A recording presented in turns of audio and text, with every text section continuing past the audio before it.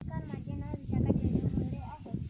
आम्ही तुम्हाला एक प्रश्न म्हणजे पुस्तकाबद्दल माहिती सांगणार आहे. त्या पुस्तकाचे नाव घरातील प्रदूषण रोखणारे झाड. या पुस्तकामध्ये म्हणजे घरातील प्रदूषण आहे त्याच्या देशातलं आहे आणि हे पुस्तक शेतीतील कामे करते.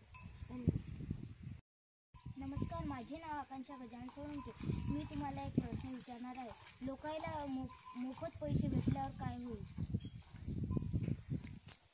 तुम्हाला जे वाटते किंवा त्यांना काय झालं आहे की नाही?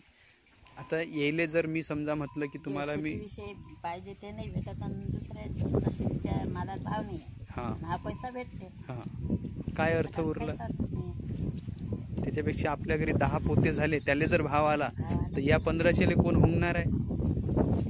15,000 दाबून ठेवतात आणि 1500 देतात, याला काही अर्थ?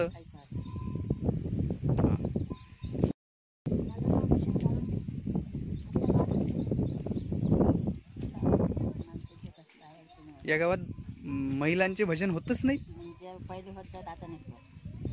याचं मुख्य कारण बंद होण्यामागे म्हणजे असं कोणी येते कोणी नाही येत, त्याच्यानं ते बंद पडलं.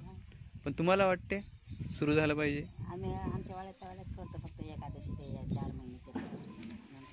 अच्छा, म्हणजे जास्त महिलांचं बंद झालं पण कमी महिलांचे चालू आहेत, तर बंद झालं असं नाही म्हणता येत. मग आम्ही फक्त वाड्यातच घेतो आमचे 5 घरी. अच्छा, बरं, ठीक आहे. तुम्ही आम्हाला तुमचे 2 मिनिटं दिल्याबद्दल मनपूर्वक थँक्यू. महिलांना 1500 रुपये फुकट दिले सरकारनं, यानं काय झालं? त्याने लोक आळशी होत आहे. मग आळशी होणं चांगलं आहे का? नाही.